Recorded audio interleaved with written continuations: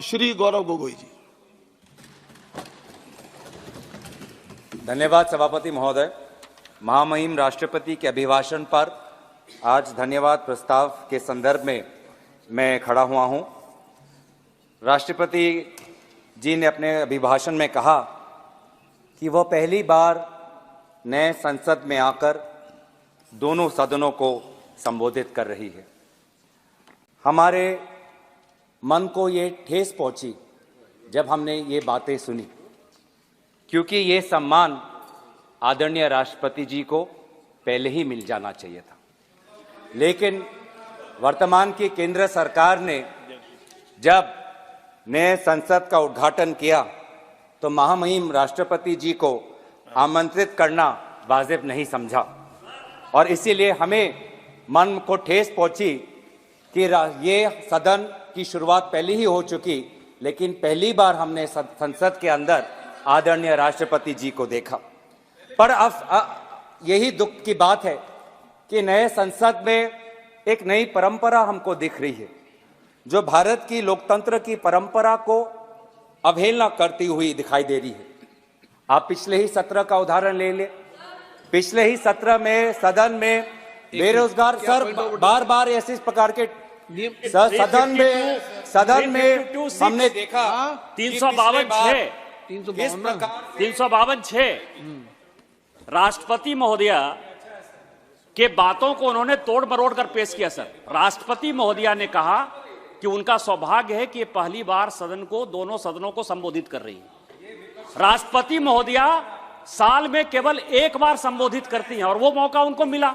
अब इसके उद्घाटन में वो आई या नहीं आई, इस तरह से वो डिबेट को जो इन्फ्लुएंस कर रहे हैं, वो राष्ट्रपति का इसको एक्सपंज करना चाहिए। सर, चेक कर लेंगे। किसी को बोलना है तो बुला लीजिए। सर, इसी परंपरा की हम बात कर रहे हैं कि सत्ता पक्ष के मंत्री, सत्ता पक्ष के सांसद जब भी उनका मन चाहे खड़े होकर आरोप लगा सकते हैं। नहीं, ऐसा नहीं है, मैंने पॉइंट ऑफ ऑर्डर का विषय किया था। और विपक्ष जब अपनी बात रखना चाहे तो हमको चिट्ठी भेजना पड़ता है, हमको रुकना पड़ता है।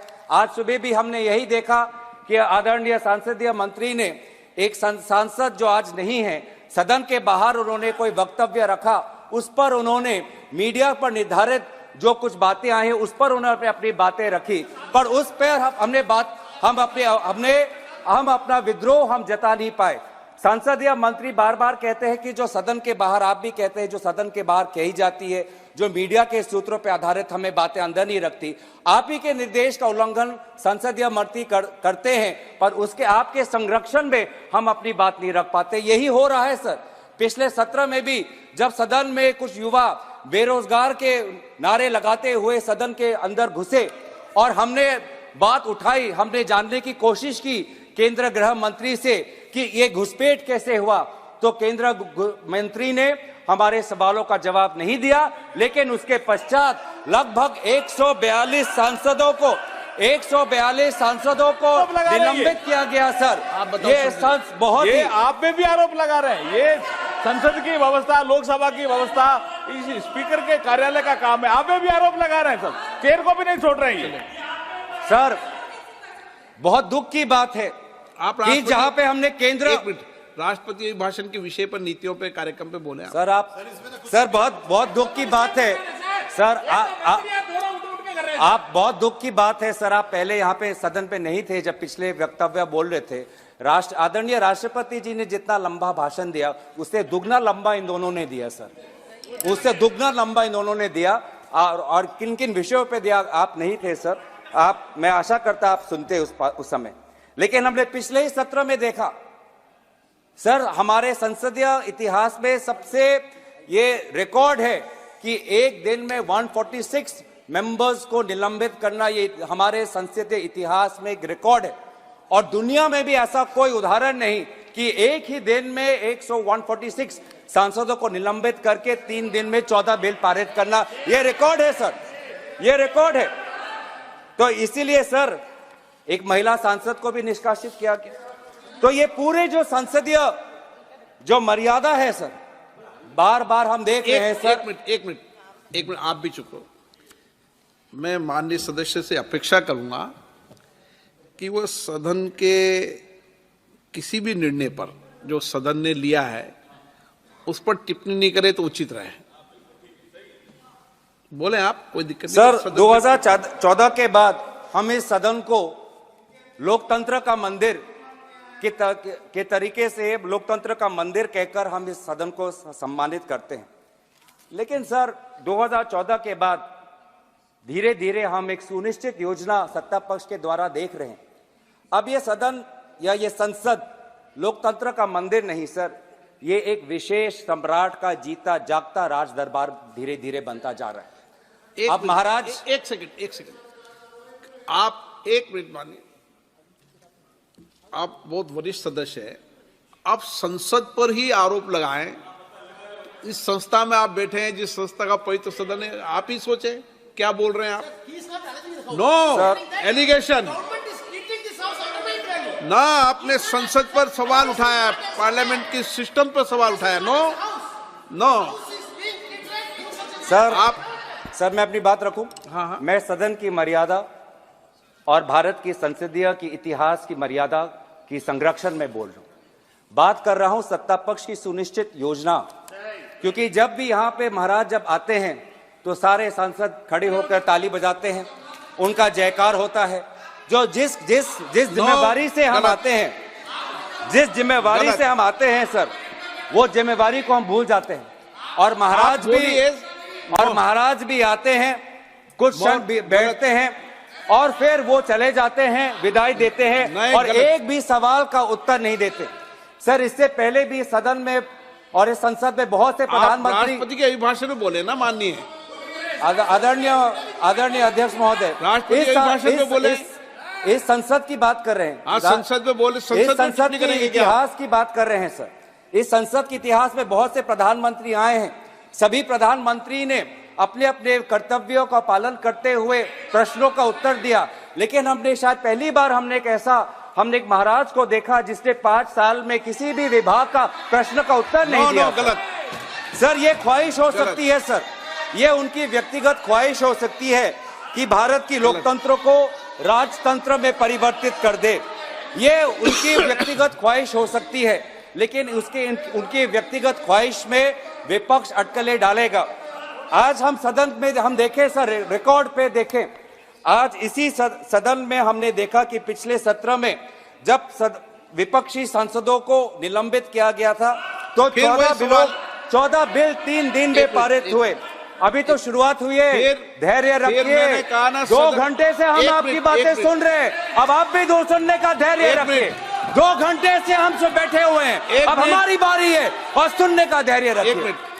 2 घंटे से हम सुन रहे हैं, अब माननीय सदस्य प्लीज, बोलना की शक्ति है। माननीय सदस्य प्लीज, आप नीतियों पर, कार्यक्रम पर कितनी भी तीखी आलोचना करो, लेकिन सदन के निर्णय पर मैंने पहले भी कहा था, आप सब वरिष्ठ लोग बैठे हैं, सदन के निर्णयों पर उंगली नहीं उठाएं। ना सदन के निर्णय पर उंगली नहीं उठा सकते आप। नो उठा सकते हैं अभी तक सर। आप बताइए। 78 सर, रूल 378। समय पूरा दीजिएगा सर। 378 समय पूरा दीजिएगा सर। कि स्पीकर के जो डिसीजन है सर, इस हाउस के जो डिसीजन है सर, इसके ऊपर कोई भी चर्चा नहीं हो सकती है, कोई भी आरोप नहीं लग सकता। 378 यही कह रहा है सर, और 378 के हिसाब से सारा एक्सपेंस करिए सर। भाजपा के दूसरे वक्ता ने देश के भूतपूर्व प्रधानमंत्री पे आरोप लगाया और कुछ नहीं हुआ, कोई नहीं रोका गया। महिलाओं पर आपत्तिजनक बातें की गई, कोई रोका नहीं गया। तो सर, मैं बस तथ्य आपके सामने रख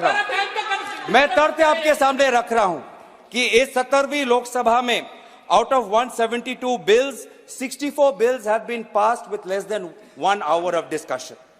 This Lok Sabha, the current Lok Sabha, it will finish its 5 years without the position of Deputy Speaker being allocated to a member of the opposition.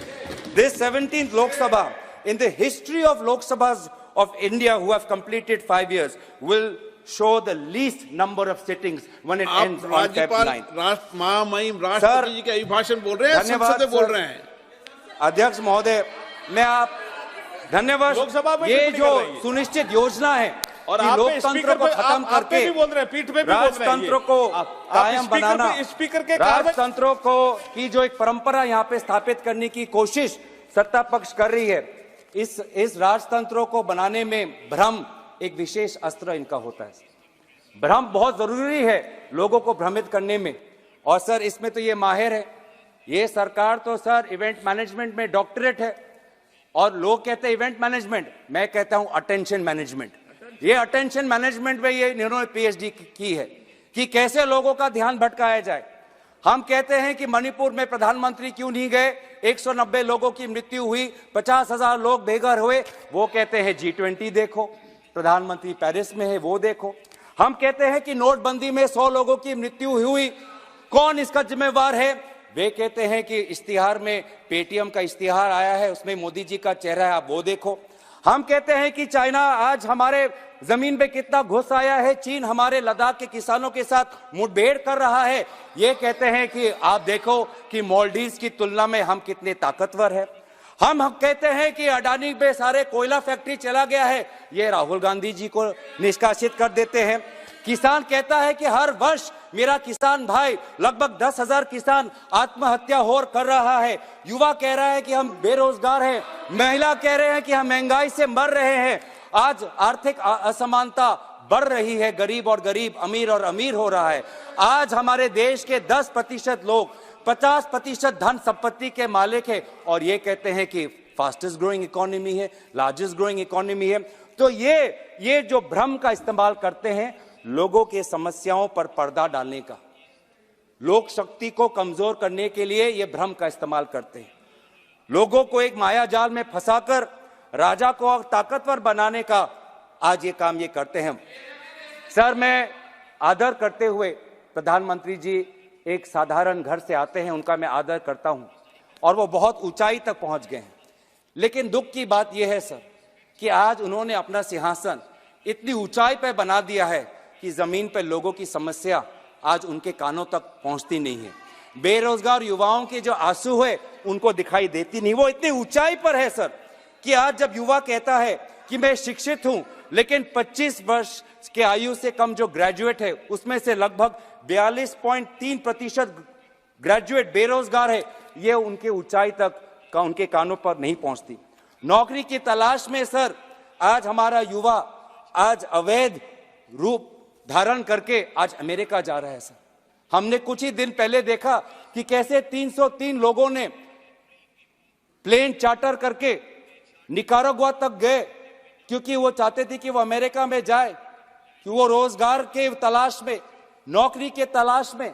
आज ये है, हमने ये कुछ दिन पहले डुंकी एक पिक्चर आई, डुंकी सिर्फ पिक्चर नहीं है सर, डुंकी आज सच्चाई है। पिछले 5 वर्ष में सरकार ने खुद कबूल किया है कि अमेरिका में अवैध रूप से भारतीय नागरिकों का जाना पिछले 5 वर्ष में बढ़ चुका है।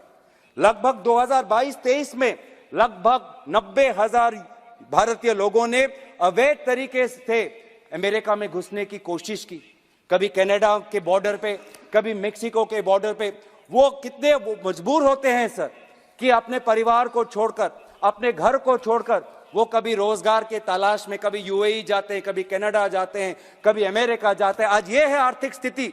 लेकिन आज महाराज इतनी ऊंची सिंहासन पर बैठे हैं, आज ये उनको दिखती नहीं है। सर कितनी गरीब की, बहुत दुख की बात है कि मानव तस्करी आज कितनी बड़ी समस्या हो गई है। आदिवासी गांवों में, उत्तर पूर्वांचल के गांवों में आज गरीब परिवारों का फायदा उठाकर मानव तस्करी करने वाले लोग जाते हैं और कहते हैं कि आप बेटी हमारे बेटी का हमें दायित्व दो, अपने घर के महिलाओं का दायित्व हमें दो। और मानव तस्करी के ये लोग आज उन बेटी पे शोषण करते हैं, आज उन महिलाओं पे शोषण करते हैं। Human trafficking has become a major problem. और ये ह्यूमन ट्रैफिकिंग क्यों है? क्योंकि लोग आज गरीब हैं, लोग आज बेसहाय हैं, और ये है वास्तविक स्थिति। आज सर हमारे सेना का जवान पूछ रहा है कि 4 साल बाद मेरा क्या होगा? अग्निवीर की योजना किसने बनाई? मैं कहां जाऊंगा? अग्निवीर की योजना तो सेना के अंदर से ये नीति नहीं आई। कौन है वो बाहर का विशेषज्ञ जिसने अग्निवीर की योजना बनाई? मेडिकल का छात्र आज ये बार बार ये कहते हैं कि हमने बाहर से, हमने छात्राओं को हमने बचाया, लेकिन बाहर जाने की अवसर क्यों पड़ी? मेडिकल कॉलेज की ये बात करते हैं, लेकिन क्या आपको पता है सर कि आज अगर देश के अंदर एक मेडिकल के छात्रों को अगर पढ़ना है तो करोड़ों रुपए उसको फीस देना पड़ता है। करोड़ रुपए नहीं है उसके पास, इसलिए वो आज फिलीपींस जाता है, कजाकिस्तान जाता है, यूक्रेन जाता है, रशिया जाता है, चीन जाता है, क्योंकि वहां पर वही जो करोड़ों रुपए यहां पे जो देने पड़ते हैं मेडिकल कॉलेज में, वो वहां पे लाखों रुपए देकर वो अपना एमबीबीएस डिग्री लेके आता है। यह है वास्तविक स्थिति। महिलाएं आज पूछती है कि जब भी भारत की बेटी अन्याय के खिलाफ लड़ती है तो वो क्यों अकेली लड़ती है, क्यों बिल्किस बानो अकेली लड़ती है, क्यों बिल्किस बानो के संदर्भ में एक विशेष राज्य सरकार उनके बलात्कारियों का पक्ष लेती है। महिला खिलाड़ी पूछती है कि मैं लड़ सकती हूं, मैं लड़की हूं, लेकिन मेरे साथ तो कोई रहे, क्यों मैं अकेली पड़ गई हूं। कहां है वो व्यक्ति जो आज जब मैं पदक जीतती हूं तो मेरा स्वागत करते हैं, लेकिन आज मैं दिल्ली के सड़कों में मैं धरना दे रही हूं पर आज मैं अकेली हूं। क्यों आज बेटी अन्याय के खिलाफ अकेली है। किसान पूछ रहा है कि आज हर किसान पर लगभग 70,000 का कर्ज उन पे है, एमएसपी को उनका कानूनी सुरक्षा नहीं मिली। प्याज का किसान आज देख रहा है कि उसको जो उचित मूल्य मिल रहा है चाहिए वो नहीं मिल रहा। किसान बोल रहा है, न्याय की मांग कर रहा है। आप लाभार्थी की बात करते हो सर, आज तो भ्रष्टाचार ऐसे हो चुका है कि लाभार्थी टैक्स एक नया शुरू हो गया है। एक लाभार्थी टैक्स, अगर आवास योजना का घर चाहिए तो पहले लाभार्थी टैक्स दो, अगर पीएम किसान में अपना नाम अगर शामिल करना है तो लाभार्थी टैक्स दो, अगर उज्ज्वला में सिलेंडर कनेक्शन चाहिए तो लाभार्थी टैक्स दो। ये है वास्तविक स्थिति। लेकिन इस स्थिति को लेकर कोई बात नहीं करते, कोई यहां पे इन्वेस्टिगेशन नहीं। क्यों पहले पीएम किसान संपदा में 11 करोड़ लोगों को पीएम किसान मिलता था, वो 11 करोड़ से 3 करोड़ क्यों आया, क्यों घटाव हुआ, क्या कितने सारे फर्जी वहां पे लाभार्थी थे, क्या उस पर कोई इन्वेस्टिगेशन हुआ? कोई इन्वेस्टिगेशन नहीं। सारे चीजें भूल जाते हैं और कहते हैं कि भ्रष्टाचार गायब हो गया। सबसे ज्यादा भ्रष्टाचार आपके लाभार्थियों के वितरण में हो रहा है। आज सर मैं खुश हूं कि जनता जागरूक हुई और विपक्ष आज जनता के इस जागरण को स्वागत करती है।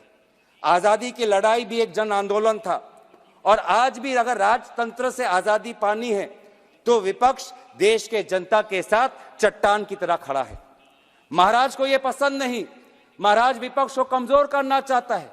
इनकम टैक्स के अफसर भेजते हैं, ईडी का अफसर हमारे पास आता है, सीबीआई हम पर आता है। मैं महाराज से यही कहना चाहता हूं, हम डरने वाले नहीं हैं, हम डरने वाले नहीं हैं। आप चाहे जितनी भी सरकार गिरा लो, आप चाहे जितनी भी सरकार परिवर्तन कर लो, बिहार में अगर सरकार बनानी है तो रातों रात मुख्यमंत्री का इस्तीफा और रातों रात उनका शपथ ग्रहण होता है। लेकिन झारखंड में हमारा पास बल है, झारखंड के पास हमारे ताकत है, लेकिन हमको 10 दिन का हमको इंतजार करना पड़ता है। मतलब बिहार के लिए नियम अलग और झारखंड के लिए नियम अलग, इस प्रकार की बातें आज हम कर रहे हैं। सर अगर इनके खिलाफ हम लड़े, अगर इनके खिलाफ हम लड़े तो हमें जेल भेजा जाता है और अगर इनके साथ शामिल हो जाते हैं तो महाराष्ट्र में उप मुख्यमंत्री बनाया जाता है। अगर इनके साथ हम लड़े तो हम पे शारदा का टैक्स लगता है, अगर इनके साथ हम जुड़े तो असम में मुख्यमंत्री मर जानते हैं। ये है सर वॉशिंग मशीन। हम डरेंगे नहीं, हम अपना फर्ज निभाते रहेंगे, हम भारत को जोड़ेंगे, हम नफरत की बाजार में मोहब्बत की दुकान खोलेंगे, हम न्याय की लड़ाई लड़ेंगे, पिछले वर्ग और अन्य पिछड़ा वर्ग के लिए जातिगत जनगणना की लड़ाई हम लड़ेंगे, हम अनुसूचित जाति जनजाति जिनके लिए आज केंद्रीय विश्वविद्यालयों में केंद्रीय सरकारों में लगभग हजारों के तादाद पे पद खाली हैं, आज उन केंद्रीय विश्वविद्यालयों में उन केंद्रीय सरकारों में अनुसूचित जाति जनजाति का स्थान हो, उनको अपना हिस्सा मिले, हिस्सेदारी की लड़ाई हम लड़ेंगे। हम लड़ेंगे उन युवाओं के लिए, वो लगभग 1-1.5 लाख युवा जिन्होंने सेना के भर्ती के लिए पूरी परीक्षा पार कर ली लेकिन आज भी वो सेना में भर्ती नहीं हुए। हम उनके मुआवजे के लिए हम लड़ाई लड़ेंगे। हम लड़ाई लड़ेंगे जम्मू कश्मीर के लिए ताकि उनको पूर्ण राज्य का दर्जा दोबारा मिले और निर्वाचन दोबारा हो, लोकतंत्र की स्थापना वहां पे हो।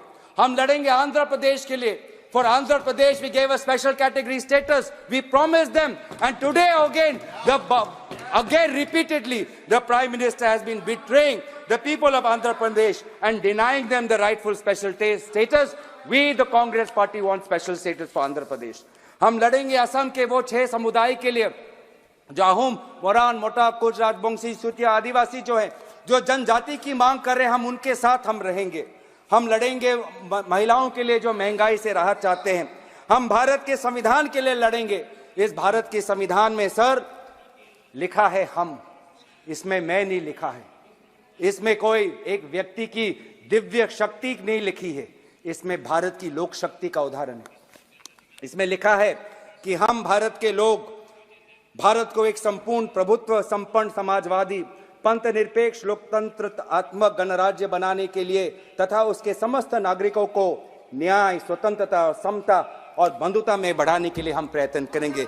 ये है इस संविधान के प्रति, क्योंकि देश सर किसी व्यक्ति के दिव्य शक्ति से नहीं, देश संविधान से बनता है, देश आम नागरिकों से बनता है, देशवासियों से देश बनता है।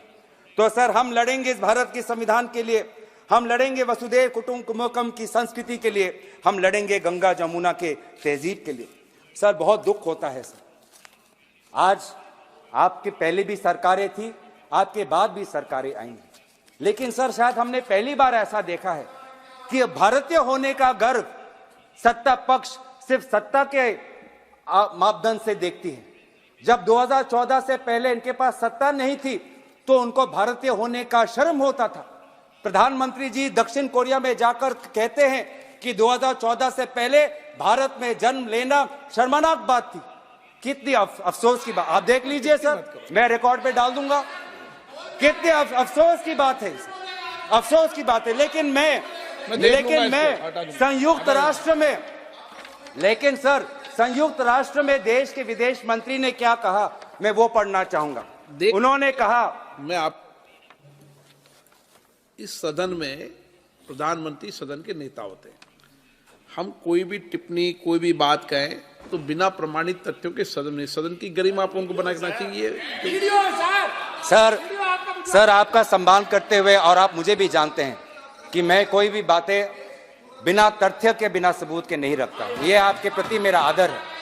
सर मैं आपके ही आदर करते हुए, ये लोग जो 2014 से पहले भारतीय होने का गर्व नहीं महसूस करते, मैं आपके ही विदेश मंत्री का बातें जो उन्होंने संयुक्त राष्ट्र में कहा था वहां पे मैं कहना चाहूंगा। पाकिस्तान को संबोधित करते हुए कहा कि 70 वर्ष